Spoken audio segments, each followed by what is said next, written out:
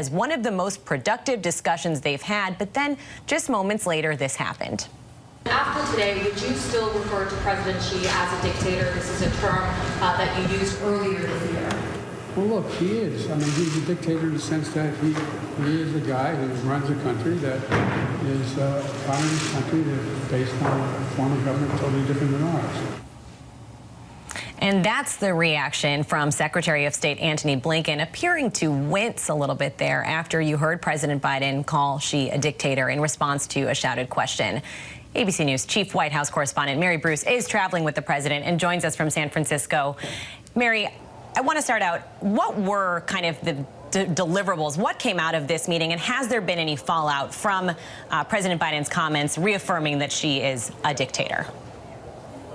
Yeah, Elizabeth, certainly not something that China was hoping to hear, that's for sure. They have been pushing back pretty strongly against that comment, calling it extremely wrong and irresponsible, though it is something that the president has said before. And, you know, as you heard him there, he was pretty matter of fact about this. Yes, he is a dictator. He is the leader of a communist country. But the White House, you know, while it may not be the ending they were hoping to yesterday's historic day, this historic meeting between President Biden and President Xi, they don't think it's going to derail any of the progress made or undermine any of the strides they were able to achieve here. It is also worth noting that the Chinese, in responding to this, have said, you know, some people are always trying to drive a wedge between the U.S. and China. They seem to be taking more issue with the question rather than the answer. And they were, though, able to make what the president has called important progress. Two main issues stick out here, Elizabeth. The first being fentanyl, promising to take steps to try and curb the flow of fentanyl into the U.S., to try and tamp down and clamp down on the production of the compounds that actually go into making fentanyl,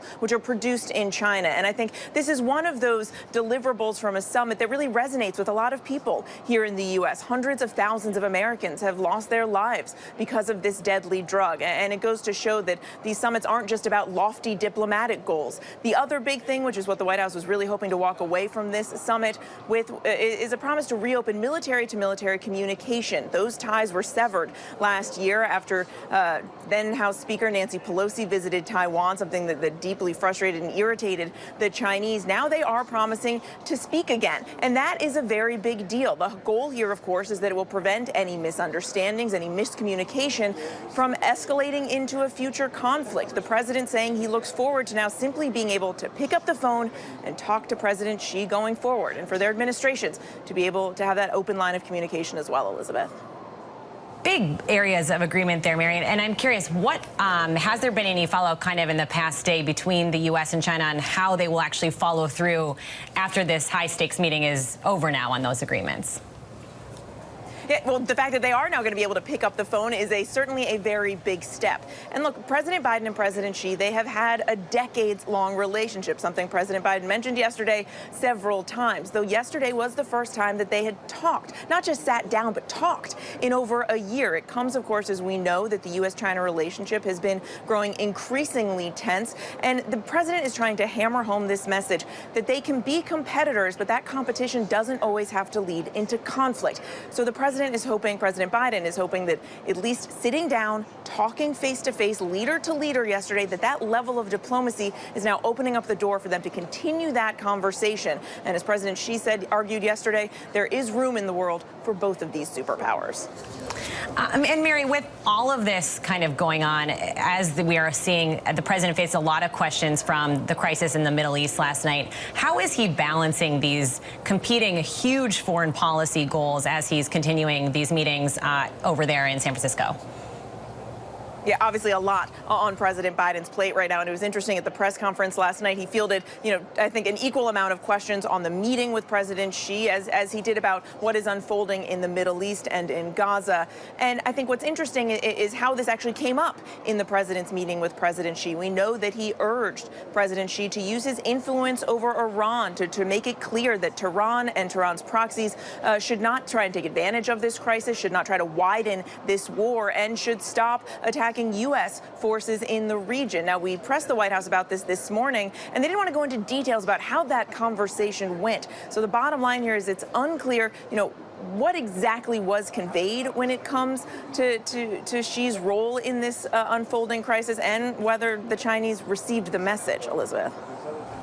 Mary Bruce traveling with the president. Mary, thanks so much. Now let's bring the big story to our panel. Joining us today, ABC News contributor and SiriusXM radio host Mike Muse, ABC News contributor and former Republican Virginia Congresswoman Barbara Comstock, Democratic strategist and president of Next Gen America Cristina Cincin Ramirez, and ABC News legal and defense analyst and former Deputy Assistant Secretary for Defense for the Middle East, Mick Mulroy. Cristina, I'm going to start with you, picking up on some of the political implications of what Mary was just talking about there. Did President Biden undermine some of his successes that he's seeing with the agreements with President Xi and on this foreign policy stage when he makes offhanded comments like that, calling President Xi a dictator?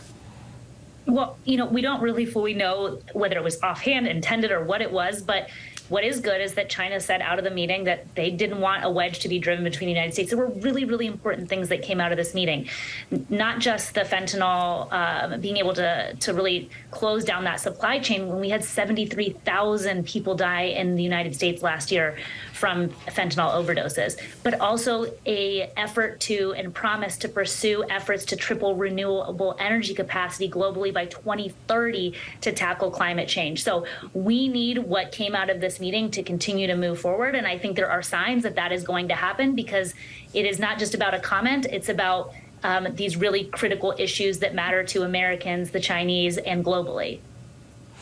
And I do want to get to some of those issues, but Barbara, I just want to go to you. I mean, isn't there some truth to what President Biden said when it comes to the kind of regime that China and President Xi oversees?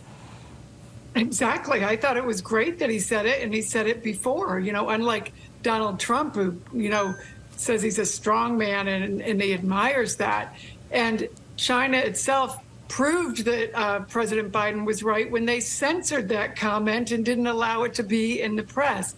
So I think you have to come at China from a position of strength. So it's good that he said that, while also working with them. I mean, right now, the U.S. economy is growing faster than China's, and you have many of our companies doing less business in China. Many of our allies are doing less business in China. Many, companies are, bringing, business back here, because of the concern post-COVID. It's a different world post-COVID. So I think, we should be approaching China, making sure we have good relationships, but also with an understanding that, we don't have to necessarily trust them. And we also understand that this is a dictator we're dealing with, and we can't always, take their word at face value. Trust but verify, as President Biden said. Mick, I want to go to you. How significant are some of these agreements that Mary was touching on, this reestablishment of military-to-military communications between the U.S. and China? What does that actually mean in practice? So, Elizabeth, that is actually much more important than it might sound. Two militaries that are operating in the same space, whether it's air or maritime, right around the Chinese area, can really have problems, especially with the provocative actions the Chinese have been taking for many years now. If they don't have the ability to talk, some of those actions could be taken the wrong way and potentially lead to an escalation that neither country wants. So this is very important. It was the one thing I think they really wanted out of this summit, and it looks like they got it. We have to see that going ahead, but they agreed to it, and I think that's very important. One of the other things, Mike Muse, that Mary mentioned was this agreement over trying to curb the production, the use of fentanyl. How do you think that plays politically, Mike? I think politically it plays really well. I mean, we really have to look at, in terms of what President Xi said, was that they will look at regulating the components of the manufacturing of the chemical companies that make actual fentanyl, which is actually a really great first step in the supply chain. And then the second step that we saw President Xi in conversation with the president of Mexico, in conversation about how those two countries can work together to curb the access of fentanyl into Mexico, and working with and to curb the amount that gets to the drug cartels that comes up to the United States. And so then to have President Biden double down on that aspect of it and really hold them to, their word, as you said, trust but verify, that dynamic when it comes to that. I think that's a really important political dynamic statement, and President Biden was really bold and strong when it came to that. Much more to discuss. Thanks so much to Mike, Barbara, Cristina, and Mick. Hi, everyone. George Stephanopoulos here. Thanks for checking out the ABC